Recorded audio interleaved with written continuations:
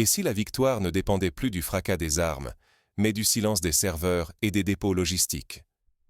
Autour des villes clés du Donbass, la tension atteint un point de rupture. Des groupes ukrainiens isolés, privés de ravitaillement, luttent pour survivre tandis que les forces russes avancent, pas à pas, sur les axes de Pokrovsk, Kharkiv, Zaporijjia, Chernihiv. Chaque avancée, qu'elle soit discrète ou brutale, pèse lourd dans cette guerre d'usure. Mais la véritable bataille se joue désormais sous la surface, dans les centres énergétiques, les nœuds ferroviaires, les entrepôts stratégiques. Les frappes ciblées sur ces infrastructures sont devenues le nerf de la guerre moderne. Sans électricité, sans train, sans carburant, aucune unité ne peut tenir la ligne. Depuis quelques semaines, le champ de bataille s'est transformé. Drones, brouilleurs électroniques, missiles à longue portée et essais du missile Burevestnik font leur apparition. Les ingénieurs et logisticiens influencent autant, sinon plus, le cours des combats que les généraux eux-mêmes. Ce qui se joue ici dépasse la conquête d'une ville. Il s'agit de contrôler les accès à la capitale, d'imposer son rythme à l'ennemi et peut-être de redessiner les règles de la guerre. Sommes-nous témoins d'une bataille ordinaire ou du début d'un bouleversement où logistique et technologie deviennent les clés de la victoire? Pour comprendre ce basculement, il faut plonger dans les coulisses de cette nouvelle guerre. Qui sont les acteurs de l'ombre qui en dictent désormais le tempo? Les cartes semblent changer, mais le vrai bouleversement se joue derrière les chiffres et les distances.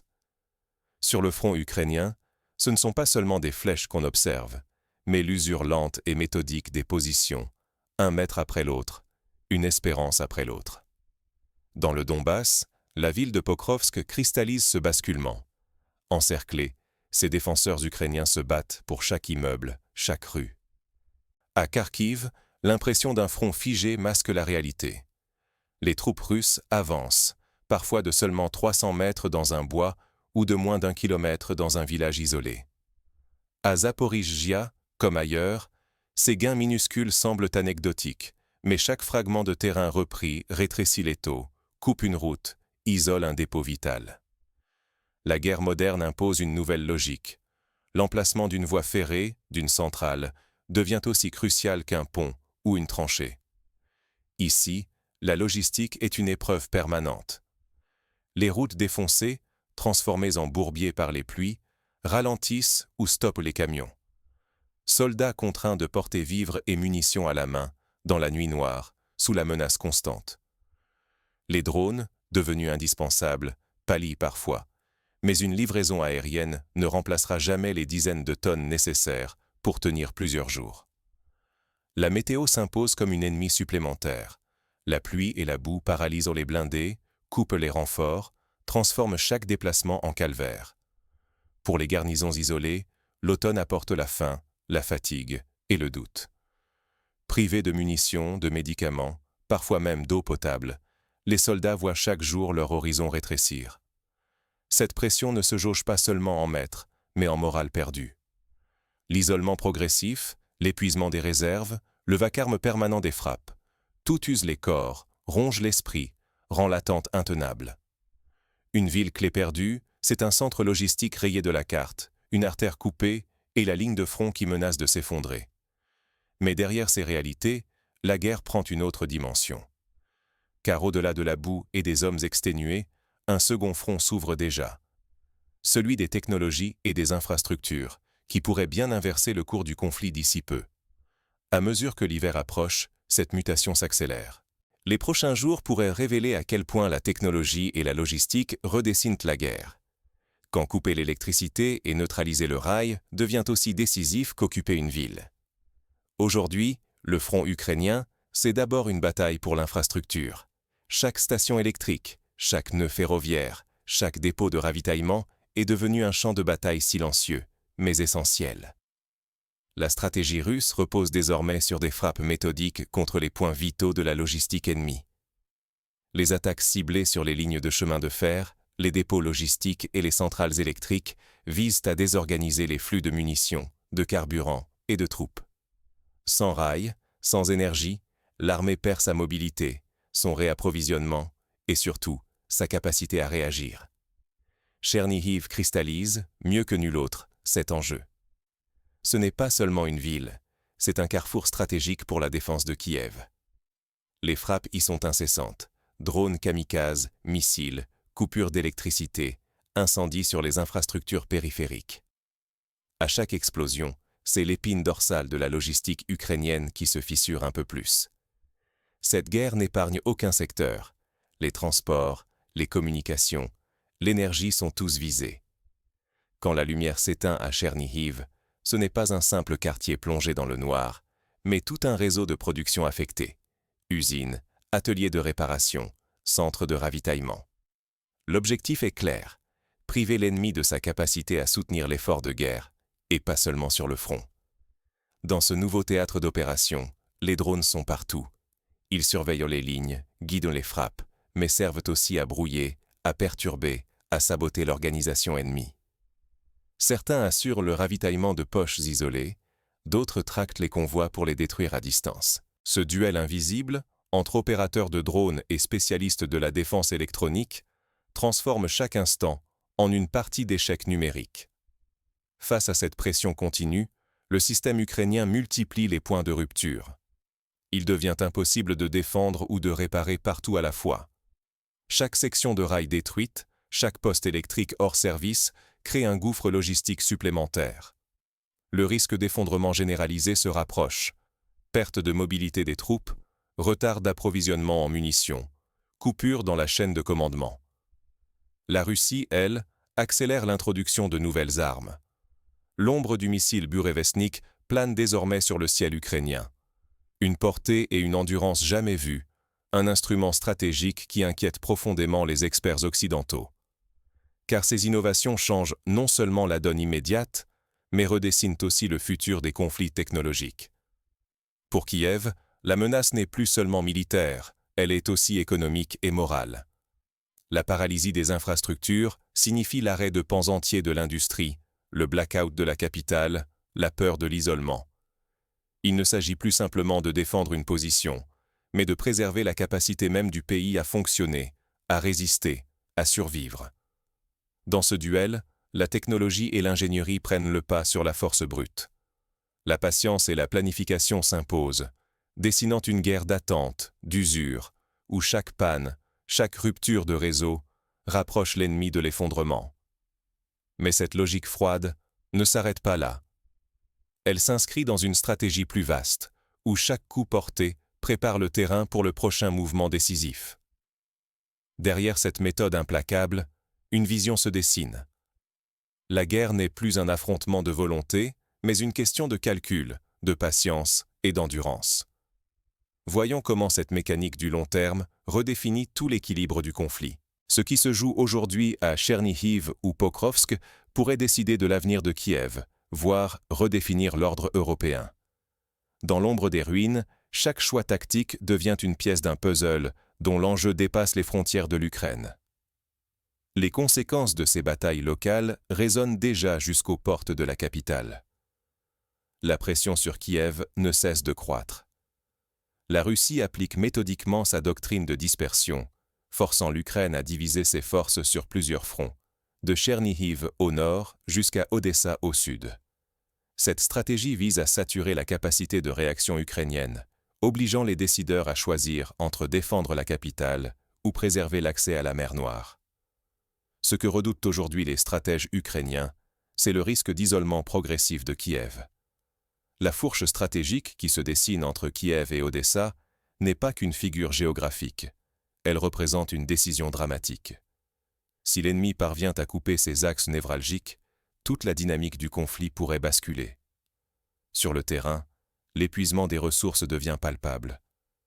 Les unités ukrainiennes, déjà éprouvées par des mois de combats intenses, doivent accueillir un afflux de conscrits peu expérimentés. Le renouvellement rapide des effectifs ne compense pas la perte de cadres aguerris, tandis que le moral s'érode et que la fatigue s'accumule de jour en jour. Parallèlement, la logistique ukrainienne se fragilise. Les lignes de ravitaillement s'allongent, exposées aux frappes de drones et à la guerre électronique qui fragilise les communications. La dépendance aux technologies modernes, en apparence un atout, devient aussi une faiblesse. un simple brouillage ou une coupure d'électricité, et c'est tout un maillage de soutien qui s'effondre. Or, chaque victoire locale, que ce soit la prise d'un carrefour à Tchernihiv, d'un quartier industriel à Pokrovsk ou d'un village anonyme du Donbass, agit comme un domino. Elle modifie la dynamique globale du conflit, entame la capacité de résistance ukrainienne et accroît la pression sur les centres décisionnels à Kiev. La Russie le sait. Accumuler ses gains tactiques, même mineurs, finit par peser stratégiquement. Le risque est immense. L'Ukraine pourrait perdre le contrôle de son propre destin si elle se retrouve acculée à choisir entre des options imposées par l'ennemi. Dans ce jeu d'usure, la Russie tente d'imposer une nouvelle normalité stratégique, où la capacité à survivre à la pression deviendra le seul critère de victoire. Mais ces évolutions ne se limitent pas aux lignes de front. Elles dessinent aussi une transformation profonde de la guerre moderne, où ingénieurs, logisticiens et opérateurs de drones pèsent désormais autant que les soldats en première ligne. Reste à comprendre ce que cette mutation stratégique dit de notre époque, et quelles leçons il faut en tirer, bien au-delà des mouvements d'unité et des cartes militaires. L'avenir se joue déjà. Ingénieurs et opérateurs deviennent les nouveaux stratèges militaires. Sur les lignes de front, le soldat n'est plus seulement un fantassin, mais un technicien, un pilote de drone, un spécialiste du brouillage. Désormais, manier un clavier ou une antenne peut peser autant que manier une arme. Ce glissement du rôle du combattant s'accompagne d'une mutation profonde. L'industrie et la recherche deviennent le cœur de la guerre moderne. Héritée du modèle soviétique, cette centralité industrielle est aujourd'hui poussée à l'extrême par la Russie, qui mobilise laboratoires et usines pour produire innovation et armement à un rythme soutenu. La guerre s'est transformée en un immense laboratoire technologique. Chaque affrontement teste non seulement la résistance humaine, mais aussi la capacité à organiser, à s'adapter, à innover sous pression. Les drones, l'intelligence artificielle, les systèmes de brouillage ou les frappes de précision deviennent des armes décisives. Le centre de gravité se déplace. La victoire ne s'obtiendra plus seulement par la conquête de villes ou de kilomètres, mais par la prise de contrôle des infrastructures, la supériorité technologique et la domination psychologique. Couper l'électricité, désorganiser la logistique, semer le doute dans l'esprit adverse, voilà les nouveaux leviers de la puissance. Cette évolution bouleverse aussi la société civile. Les populations doivent s'adapter à des coupures d'énergie, à des réseaux perturbés, à l'incertitude permanente. Mais face à cette guerre longue, presque froide, naît aussi une nouvelle résilience, une capacité à absorber les chocs, à modifier les mentalités et à repenser la sécurité collective. Désormais, la véritable garantie pour un pays n'est plus seulement sa force brute, mais sa capacité à innover, à former des spécialistes, à mobiliser ses intelligences et ses ressources technologiques. C'est ce qui déterminera, demain, la sécurité et la place de chaque nation dans le monde. Reste à savoir comment nous, citoyens, décideurs ou simples observateurs, pouvons agir face à un tel basculement. La suite, c'est la responsabilité de chacun dans cette nouvelle ère stratégique. Quand la poussière retombera, ce ne sera pas la carte, mais la ligne de code qui dessinera l'avenir. Aujourd'hui, le front ukrainien ne se joue plus seulement à coups de canon, mais à coups d'algorithmes, de drones et de réseaux électriques. Ce sont les ingénieurs, les logisticiens et les opérateurs qui façonnent le champ de bataille, bien plus que les généraux et les colonnes de blindés. Ignorer cette transformation, c'est risquer de se réveiller dans un monde radicalement transformé, où l'équilibre des forces ne dépend plus du nombre de chars ou de la taille d'une armée, mais de la capacité à contrôler, perturber ou réinventer les flux d'énergie, de données et de matière. La guerre d'aujourd'hui n'est pas qu'une affaire de territoire.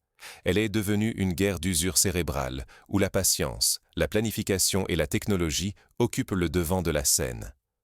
Les frappes sur les infrastructures, les coupures d'électricité, la paralysie des transports, chaque action vise à affaiblir l'adversaire bien avant même qu'un soldat ne franchisse une ligne. L'Ukraine, sous pression constante, n'a plus le luxe d'anticiper. Elle subit, elle réagit, elle s'adapte tant bien que mal. De Donetsk à Kharkiv, de Tchernihiv à Zaporizhia, le même schéma se répète. une lente asphyxie, orchestrée depuis des postes de commandement, où le code et le renseignement valent autant que les munitions. Ce n'est plus l'image héroïque des grandes offensives qui façonnent le destin de la guerre, mais une série de micro-événements, une attaque ciblée ici, une panne de courant là, des réseaux logistiques méthodiquement grignotés. Derrière ce rythme lent, une efficacité froide. Chaque petite avancée, chaque coup porté à l'infrastructure ukrainienne contribue à dessiner un nouvel équilibre, où la technologie russe impose sa cadence. Pour nous, spectateurs européens ou citoyens du monde, comprendre cette mutation stratégique, c'est comprendre que la sécurité de notre continent, l'avenir de l'ordre international et même la nature des technologies civiles de demain se jouent sur cette frontière invisible. À mesure que les drones remplacent les fantassins et que l'intelligence artificielle s'invite dans la planification, la guerre change de visage. Rester passif face à ces évolutions, c'est accepter de devenir de simples observateurs, impuissants à influencer un monde modelé par ceux qui maîtrisent la technique, l'innovation et l'endurance. Il ne s'agit plus seulement d'assister à la chute ou à la résistance d'une nation, mais de prendre conscience que chaque avancée sur ce front redessine peu à peu les règles du jeu global. La question n'est donc plus de savoir qui tiendra le plus longtemps, mais qui saura adapter le plus vite ses outils, sa pensée, sa compréhension du conflit moderne. Et lorsque les derniers échos des combats s'éteindront, ce n'est pas la géographie qui aura changé, mais bien le logiciel du pouvoir mondial.